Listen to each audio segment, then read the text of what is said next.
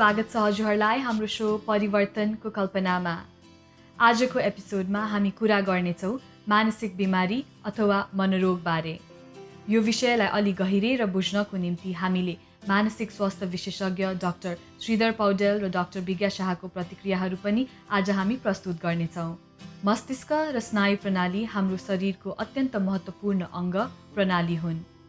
जसरी मुटुमा आउने समस्याले high blood pressure, heart attack हुन्छ, फोक्सोको समस्याले दम हुन्छ र शरीरको हर्मोन्सहरूमा आउने समस्याले डायबिटिज, थाइरोइडको रोग हुन्छ, त्यसै गरी मस्तिष्क अथवा स्नायु प्रणालीमा रहेको न्युरोट्रान्समिटर्स र न्युरो हर्मोन्समा आउने समस्याले विभिन्न मानसिक बिमारीहरू हुन्छ। न्युरोट्रान्समिटर्स र न्युरो हर्मोन्स भनेको स्नायु प्रणालीमा बगिरहने रसायनहरू हुन्। मानसिक बिमारी लाग्नुको मुख्य कारणहरू के हुन् त? यसबारे बुझ्न आउनुहोस् सुनौ डाक्टर श्रीधर र डाक्टर विज्ञाको प्रतिक्रिया। मानसिक रोग यही कारणले ठ्याक्कै लाग्छ भनेर चाहिँ थाहा छैन, तर पनि अहिलेसम्म थाहा भएको जानकारी अनुसार चाहिँ जुन हाम्रो दिमागमा हुने स्नायु कोषहरू हुन्छन्, त्यो विशेष गरी भावनात्मक दिमाग हुन्छ हाम्रो, त्यसमा हुने स्नायु कोषहरूमा केही समस्या भयो भने अथवा चाहिँ हामी करोडौँ अरबौँ कोषहरू हुन्छन् ती नसाको हाम्रो स्नायुमा, दिमागमा, तिनीहरूको बिचमा जुन सम्बन्ध हुन्छ त्यो सम्बन्धमा केही खराब आयो भने हामीले न्युरोट्रान्समिटर भन्छौँ। त्यो भनेको एउटा रसायन हो दिमागमा। त्यसमा केही गडबडी भयो भने अथवा चाहिँ हाम्रो नसा स्नायुमै केही समस्या भयो भनेपछि चाहिँ हुनसक्छ मानसिक रोगहरू। तर यो चाहिँ कुन ठाउँमा भएको छ र कस्तो प्रकृतिको हो र त्यसको मात्रा के छ त्यो समस्याको, त्यसको आधारमा विभिन्न खालका मानसिक समस्याहरू हुन सक्छन्। यसको उत्तरको लागि हामीले तीनटा महत्त्वपूर्ण कारणहरू बुझ्नुपर्ने हुन्छ। एउटा तनाव या तनावपूर्ण वातावरण, दोस्रो भनेको बायोलोजिकल तथा जैविक, र तेस्रो भनेको साइकोलोजिकल तथा मनोवैज्ञानिक। तनावपूर्ण वातावरण धेरै कारणले हुन्छ, जस्तै यो व्यक्तिगत, पारिवारिक, आर्थिक, सामाजिक। त्यसै जैविक कारणहरूमध्ये एउटा वंशानुगत, यदि परिवारको कसै सदस्यले मानसिक समस्या छ भने उसको बच्चाबच्चीलाई हुने रिस्क बढेको हुन्छ। त्यस्तै अरू कारण भनेको थाइरोइड प्रब्लम्स या अरू कुनै हर्मोनल समस्याहरू। त्यस्तै कुनै पनि दुर्घटना भएर मस्तिष्कमा कुनै चोटपटक लाग्यो या मस्तिष्क सम्बन्धी कुनै इन्फेक्सन, क्यान्सरहरूले गर्दा पनि मानसिक समस्या हुनसक्छ। र अर्को तेस्रो कारण भनेको साइकोलोजिकल तथा मनोवैज्ञानिक कारण। जसरी सबैको शरीरको बनावट अलग अलग हुन्छ, त्यस्तै गरी सबैको स्वभाव फरक फरक हुन्छ। कुनै पनि समस्या भयो भने त्योसँग लड्ने क्षमता र तरिकाहरू अलग अलग हुन्छ। समग्रमा भन्दा यो तीन चाहिँ कारणहरूले गर्दाखेरि जसलाई पनि मानसिक समस्या हुनसक्छ। हो, उहाँहरूले भन्नुभएको जस्तै मानसिक रोगको एउटा ठोस कारण हुँदैन, बरु मानिसको शारीरिक, सामाजिक र वातावरणीय पाटाहरूमा आउने विभिन्न प्रतिकूलताको मिश्रणले गर्दा मानसिक बिमारी लाग्ने गर्छ। अनि एउटा हामी सबैले स्वीकार्नुपर्ने कुरा चाहिँ मानसिक बिमारी भनेको जसलाई र जुन बेला पनि लाग्न सक्छ। गरिब धनी, महिला पुरुष, बच्चादेखि बुढा र सबै पेसाका, घरमा बस्ने हाउसवाइफदेखि लिएर व्यापारी, डाक्टर, आर्मी इत्यादि सबैका मानसिक बिमारी देखिन सक्छ। साधारण रूपमा भन्नुपर्दा मानसिक बिमारीले कसैलाई भेदभाव गर्दैन। त्यसैले हामी सबैले यसबारे बुझ्न अत्यन्त जरुरी छ।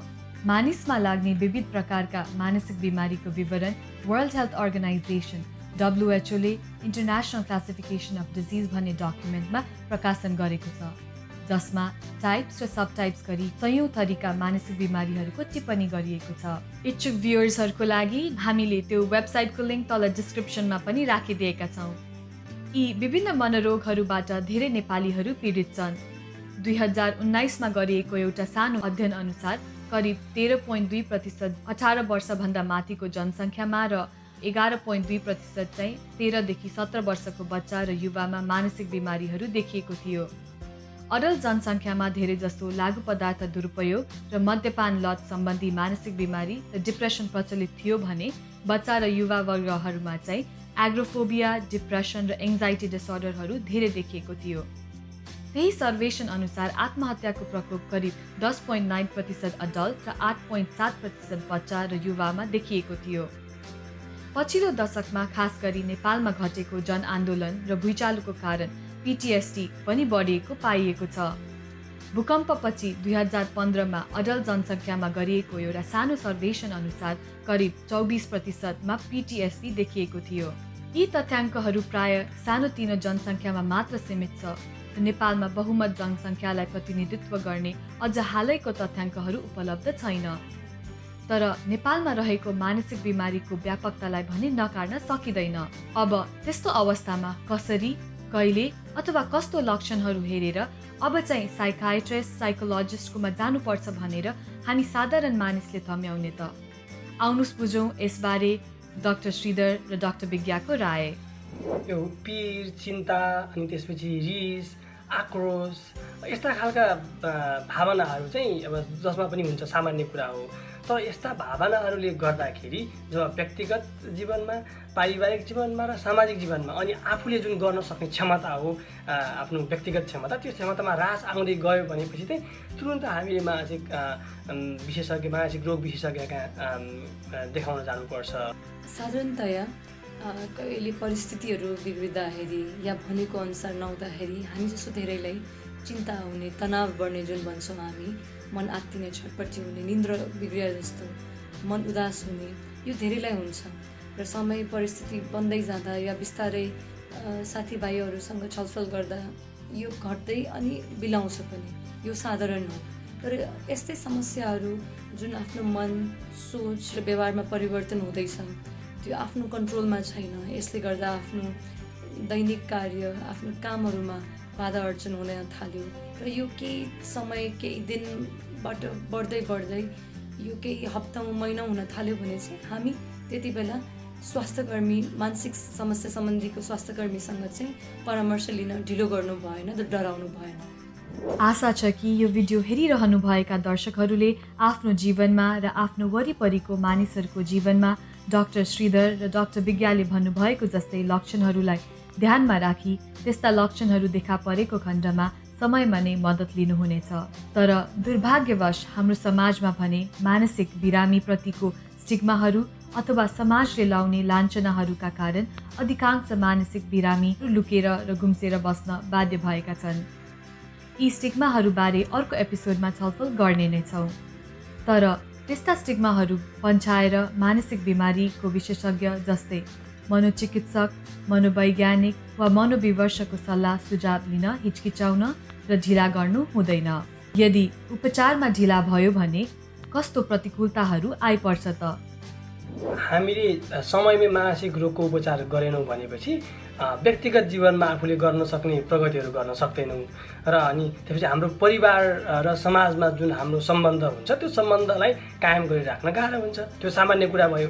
त्योभन्दा बढ्दै गयो भनेपछि चाहिँ के हुन्छ भने मान्छे एक्लो हुने हुन्छ, सबैले छोड्न सक्छन् घर परिवारले, अनि त्यसपछि जागिर नहुन सक्छ, पैसाको अभाव हुनसक्छ, भोकमरी गरिबीहरू हुनसक्छ। त्यो बाहेक अझ बढ्दै गयो भनेपछि चाहिँ अब यो कुटपिटको शिकार हुन सक्ने सम्भावना भयो। अर्को चाहिँ यो कानुनी झन्झटहरूमा फस्ने र अपराधिक क्रियाकलापहरूमा पनि आफू संलग्न हुन सक्ने सम्भावना हुनसक्छ यो अवस्था प्रकृति अनुसार। अनि त्यो बाहेक चाहिँ अझ बढ्दै गयो भनेपछि चाहिँ यो मान्छेहरूलाई एउटा आत्महत्या को शिकारसम्म हुन सक्छन् मान्छेहरू। अनि अब यो विभिन्न तथ्याङ्कहरूको आधारमा र अनुसन्धानको आधारमा चाहिँ गम्भीर खालका मानसिक रोग लागेका मानिसहरू चाहिँ अरू मानिसहरूभन्दा 15 देखि 25 वर्ष छिटो मर्छन्। औसत आयु त्यति कम हुन्छ उनीहरूको। अनि त्यो चाहिँ एउटा त अब आत्महत्या गर्ने कारणले गर्दाखेरि पनि हो भने अरू खालका विभिन्न शारीरिक रोगहरू, विभिन्न खालका दीर्घकालका शारीरिक रोगहरू पनि धेरै लाग्छन् मानसिक रोग लागेको मान्छेहरूलाई र उनीहरूको मृत्यु छिटो हुनसक्छ। त्यही भएर रोग लाग्यो भने तुरुन्तै उपचार गराइराख्नुपर्छ। ढिलो उपचार गर्नाले जसरी शारीरिक बिमारी बिग्रिन सक्छ भने मानसिक बिमारी पनि झनै कडा, भयावह, अरू पनि लक्षणहरू थप बढ्न सक्ने। त्यस्तै गरी विभिन्न अनुसन्धानले देखाएको छ कि बिमारी झनै ठिक हुनलाई गाह्रो हुने, कडाभन्दा कडा औषधि चलाउनु पर्ने हुनसक्छ र छिटो उपचार गर्नाले जसरी बिरामी ठिक भएर काम, परिवारलाई अगाडि बढाउन सक्छ भने ढिलो उपचार गर्नाले उसलाई र परिवारलाई थप तनाव र परिवारको माहौलै बिग्रिन्छ। समय र पैसाको झन् खर्च हुन जान्छ। त्यसैले छिटोभन्दा छिटो परामर्श लिँदा फाइदा हुन्छ। डाक्टर विज्ञा र डाक्टर श्रीधरले मानसिक बिमारी बिग्रनाले आउने विभिन्न प्रतिकूल असरहरूको बारे स्पष्ट रूपमा वर्णन गरिदिनुभयो। उहाँहरूले भन्नुभएको जस्तै मानसिक बिमारी अत्यन्त गम्भीर भएको अवस्थामा बेघर, नारहत्या र आत्महत्याहरू जस्तै भयानक परिणामहरू आइपर्न सक्छ। त्यसैले समयमा नै मानसिक समस्याको नियन्त्रण गर्न अत्यन्त जरुरी हुन्छ। त्यसको निम्ति आउनुहोस् मानसिक स्वास्थ्यको हेरचाह अनि मानसिक बिमारीको नियन्त्रणको बारे बुझ्ने प्रयत्न गरौँ।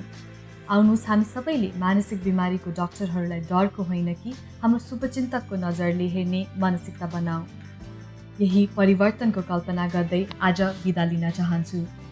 नेपाल र अमेरिकामा आधारित मेन्टल हेल्थ हेल्पलाइन्सको बारे उपयुक्त जानकारीहरू हामी हाम्रो डिस्क्रिप्सन बक्स अनि हाम्रो इन्स्टाग्राम र फेसबुक पेजमा पनि हालिदिनेछौँ।